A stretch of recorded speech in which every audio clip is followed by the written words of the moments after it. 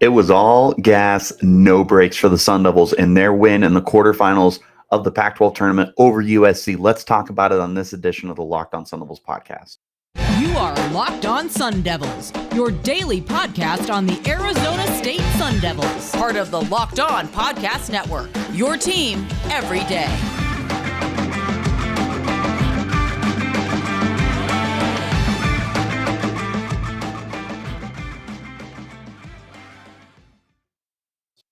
This episode is brought to you by FanDuel Sportsbook, official sportsbook of Locked On. Make every moment more. Visit FanDuel.com/LockedOn today to get started.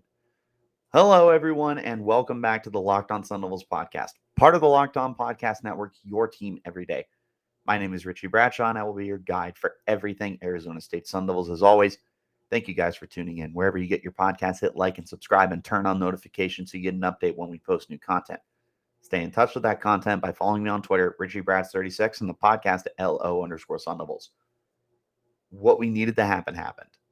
And it's a surreal feeling that we gotta talk about this, because there are ramifications from this game moving forward for the rest of this season and potentially the future of Arizona State Sun Devils basketball. Let me explain. Arizona State was able to take down USC, and they took them down in a pretty convincing fashion. The final score, 77-72. It's a 5-point game. Does not do justice to the control that the Sun Devils were in for basically the whole game. They trailed for a whopping, 0 seconds of this game. They led all 40 minutes. They shot the ball incredibly well. They played really good defense. They, as a team, played such a good game. And don't get me wrong, there was still some classic Arizona State stuff that was going on. This was still an okay amount of turnovers, I guess. They did foul a lot with 22 fouls. They were chucking up some shots that maybe they shouldn't have chucked up. They were making some stupid penalties. I know that Desmond Cambridge had a really stupid flagrant foul towards the end of the game. Alonzo Gaffney had a very unnecessary foul with about 3 seconds on the clock. Bottom line, even with the faults that the Sun Devils had, I don't know if I'm crazy in thinking this, but I am interested to hear what you guys think. Was this the best performance from the Sun Devils basketball team this year? Because I would argue it is. I would argue that from top to bottom, from the start of the game to the very end of the game, this was the best performance pound for pound for Sun Devils basketball in 2022/2023. They played a complete game, and they did a really good job using everybody to the best of their abilities. And it also helps that some of the guys were just shooting out of their minds. Obviously, Desmond Cambridge Jr. is the first guy that comes to mind. He went absolutely bananas. He ended up scoring 27 points. He was 6 of 12 for his 3-point shots, and some of them were just stupid. Some of them you sat there and you were just in disbelief at how good he looked as a shooter for the team. The Sun Devils as a whole, though, played a really good game. Desmond Cambridge only had 11 points. He only shot the ball 4 times. And he was doing so much for the team all over the place. He had 5 rebounds. He was playing really good defense. He was making clutch shots. He was actually 2 for 2 on his deep balls. Like, Desmond Cambridge, yes, only had 11 points. He put on a spectacular show. Earlier in the night, prior to Desmond just continuing to go insane, I felt there was a point where you could have a conversation of which of the 2 Cambridge brothers was having the better night. Obviously, Des was able to kind of squash that competition. 27 points to 11 points. I don't care what else you do. You definitely are the guy at that point. But they were both playing exceptionally well. Like I said, Devin was making plays in more ways than one. As a defender, as a rebounder, as a shooter, he was clutch. And Desmond obviously was dynamite. DJ Horne, clutch. this game should not have come down to the wire. This was a game that the Sun Devils were in control for about 39 minutes, I would say. And the only uncertainty that I'm talking about at this point is just that USC didn't want to go away and ASU kept giving them that opportunity to stay in it. I think there was a moment where USC had conceded and Desmond Cambridge ended up getting the ball wide open and decided to dunk it. Disrespectful. I love it. But with that being said, I think USC might have allowed him to just dribble it out and to take the majority of the clock off. I believe there was about 34 seconds at the time. So he would have been able to take it down really, really far. But he did decide to do that dunk. And I think that kind of ignited USC to be like, okay, maybe we're not done yet kind of thing. Other than that, I really felt like Arizona State was in control. But back to DJ Horne, like I was getting ready to talk about. DJ Horne was put on the line 10 times, and he made 8 of his shots. And he wasn't shooting great from the field. He was 3 of 12 on the night. But those 8 free throws were so crucial to Arizona State because they were not a great free throw shooting team on the night. They had shot 60.7% of their free throws. Guys like Frankie Collins and Des Cambridge, I guess, was 1 of 3. But all in all, this team was not doing the most with their free throw opportunities. And USC put them on the line more than a handful of times to have that opportunity to make the most of it. Arizona State didn't necessarily seize that, but DJ Horne did. And when it mattered, DJ Horne made his shots. And he made sure that ASU never made it a one-possession game with USC. They made sure that ASU still had at least a cushiony enough lead to where you still felt good and you weren't nervous. Obviously, we were, because this is ASU. This is always something university. We're always dealing with ASU making us panic and whatnot. But when it comes to clutch performances, I feel like the conversation has to start with DJ Horne at a minimum. I do want to talk to you guys real quick about our friends over at FanDuel. We're at the midway point in the NBA season. It's a perfect time to download FanDuel, America's #1 sportsbook, because new customers get a no-sweat first bet up to $1,000. That's bonus bets back if your first bet doesn't win. Just download the FanDuel Sportsbook app. It's safe, secure, and super easy to use. And you can bet on everything from the money line to point scorers and threes drained. Plus, FanDuel lets you combine your bets for a chance at a bigger payout with a same-game parlay. So don't miss your chance to get your no-sweat first bet up to $1,000 in bonus bets when you go to FanDuel.com/lockedon. That's FanDuel.com/lockedon to learn more. Make every moment more with FanDuel, an official sports betting partner of the NBA. Want to thank you guys, as always, for tuning in. Wherever you get your podcast, hit like and subscribe and turn on those notifications. Also, make sure that you tune in to Locked On College Basketball. It's our brand new podcast, everything you need to know about college hoops. Hear from big-name experts, insiders, players, and coaches. Locked On College Basketball, available on YouTube and wherever you're getting your podcasts. Back into our conversation, back talking about this game. Let's take a look at USC and the things that they were able to accomplish in this game. They really were stretched thin in this game. ASU's defense was suffocating, and they took a lot of opportunities away from USC for the vast majority of the game. Again, this game ended up being a 5-point game, but ASU was truly in control for the majority of the game. Like I said, outside of like the last minute, and it didn't even have to be that way. It just was. Outside of that, USC never felt like they were getting ready to surge. ASU was able to match them whenever USC started shooting hot, which wasn't that much. ASU was able to match that energy. They were able to match the production, and they looked like the better team through and through for the entirety of the game, besides that 1 minute, even then. As a team, they ended up shooting 41.8%. They shot 38.1% from 3, 75% from the line. Here's the thing. They had been struggling for the vast majority of the night to shoot. They were under 40% for probably the majority of the game. They were not getting buckets. Bottom line, like anywhere, not in the paint, not anywhere else on the field, not from deep. They were just struggling to put up points.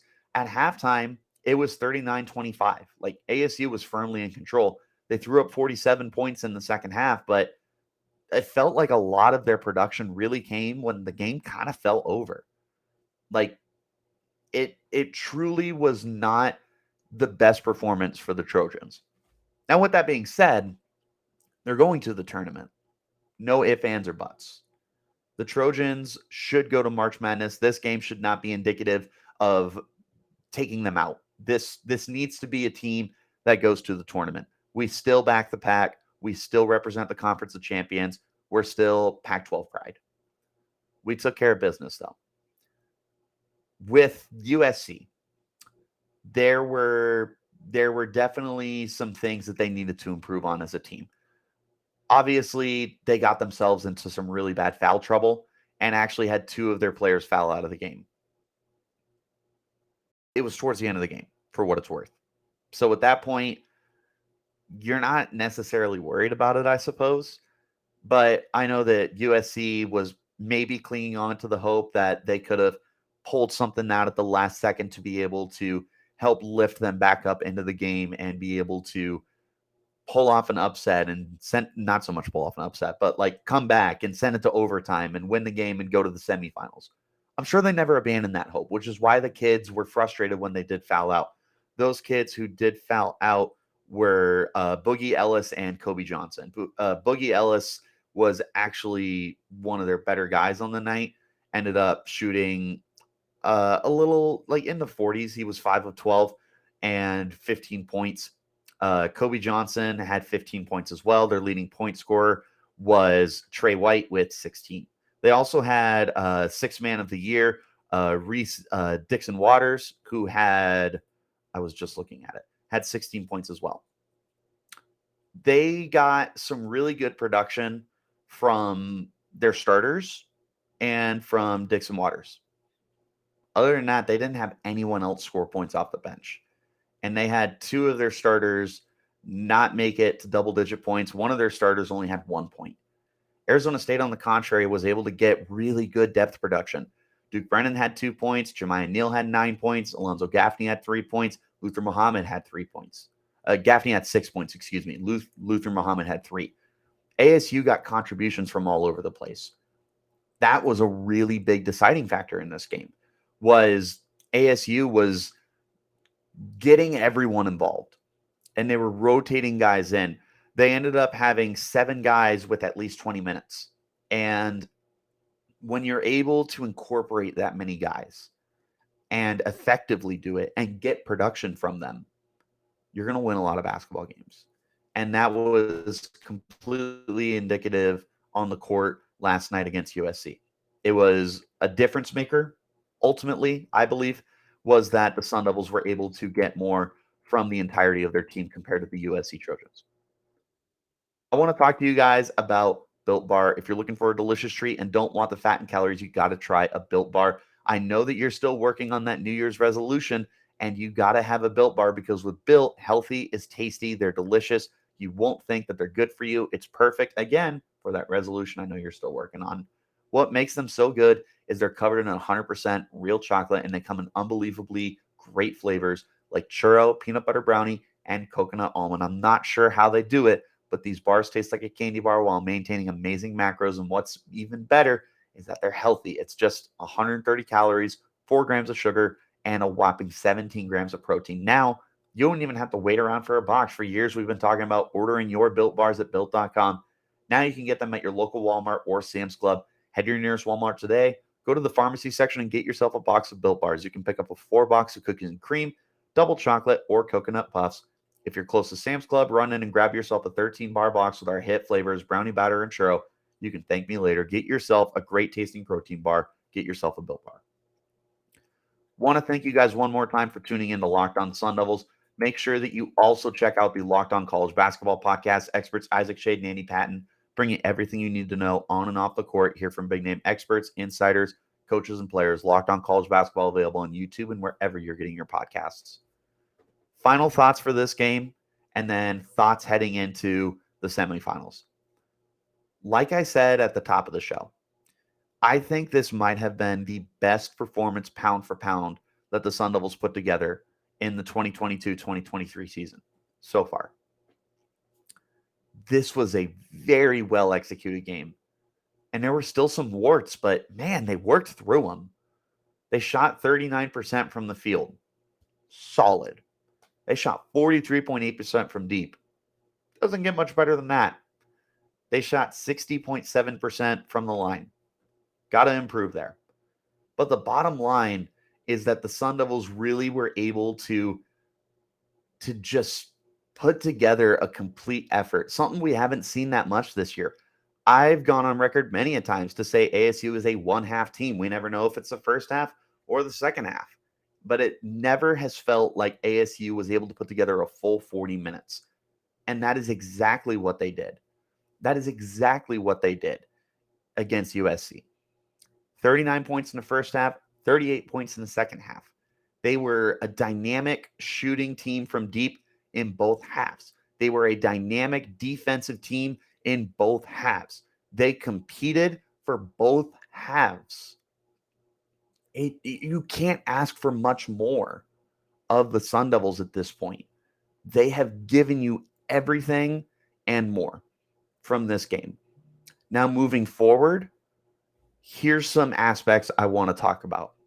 First of all, I mentioned before we got started, there might be future ramifications for this game. I am interested to see what this does for Bobby Hurley. I have been on record many a time saying that I believe that this season ultimately bought him another year, maybe more. The way they won this game, 100%. They are absolutely going to retain Bobby Hurley. I expect a contract extension. I expect him to be here for several more years. I'm curious what this will do for the way this team builds up moving forward. You're going to be losing a lot of guys from this team. You're going to lose Washington, the Cambridge brothers, Luther Muhammad, Alonzo Gaffney, and some other seniors as well. That's not to mention you could probably face some transfers. I don't even know what's going on with Marcus Bagley at this point, so who knows? But this is going to be a vastly different team next year. The good news is there's a lot of really young guys that you like. Austin Nunez, who hasn't been on the court in a few weeks now because of a concussion and conditioning stuff, is the future. Jemiah Neal has been awesome. He is the future. Duke Brennan, Enoch Boache, those guys are the future of this team. Frankie Collins and DJ Horne should be back. If you retain all of those guys and you have them bought in to the mentality that Hurley has them playing at right now, there's a really bright future here. So I think that this game was a vastly important game for the Sun Devils. And I'm not the only one who thinks that. There's a lot of other people in the Sun Devil community who would agree that this is a very, very important game for Sun Devils basketball in quite some time. Now getting back towards what it means moving forward, not so much the distant future. Obviously, you are going to the Pac-12 semifinals now. Not only are you going to the semifinals, but you're facing Arizona for the third time this year. And Arizona is going to be pretty pissed off based off of what happened the last time those two teams played when Desmond Cambridge threw up that prayer and beat them in Tucson in their home court 89-88. They've got that game on their mind. They've got the first game on their mind where Arizona State kept it within 10 points, and it was a low-scoring game for both teams. It was a 69-60 final. U of A had been averaging well over 90 points, and they got held to 69. U of A clearly understands that ASU, maybe you don't say they have their number, but you do say that ASU has certainly been able to play and go toe for toe with a team that has a chance to win the Pac-12 tournament entirely and make some very big noise in March Madness, in the NCAA tournament. ASU is not a team to be taken lightly by these U of A Wildcats. They're going into this game with a lot on their mind, revenge at the top of it, but they also understand that they can't go into this game thinking that ASU is going to roll over. They're the 6th seed against the 2 seed.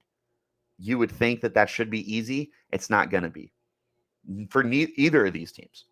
ASU is going to need to continue this play that they had against USC and take it into U of A. Because in the 2 Pac-12 games that we've seen them play in this tournament, if you play like you did against Oregon State, you're going to get rolled. It's not going to be close because U of A just had a massive explosion, 90 points against Stanford yesterday.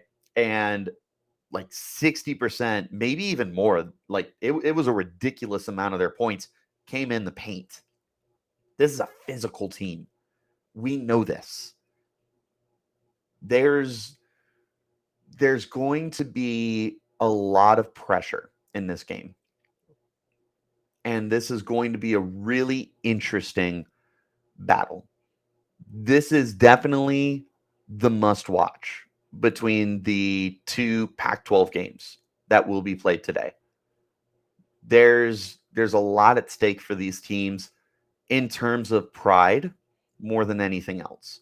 I don't think you're really looking at these teams and it's going to be affecting March Madness as entirely. Like U of A is projected a 2 seed right now. If they win the tournament, I'm sure they could make an argument for a 1 seed. So they've got that at stake. Arizona State, and this is the last thing I want to talk about before we wrap it up here. Arizona State has made the best case scenario for them to make the tournament.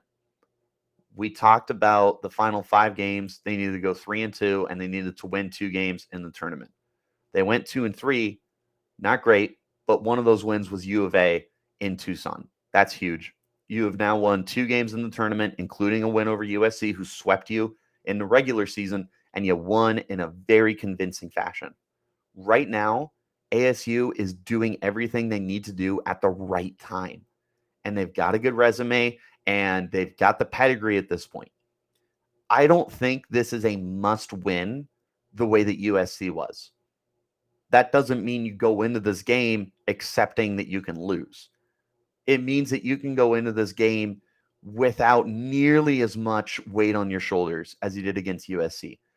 The game against USC had so many ramifications for ASU. Like I said, not just for the remainder of this season, but for seasons moving forward.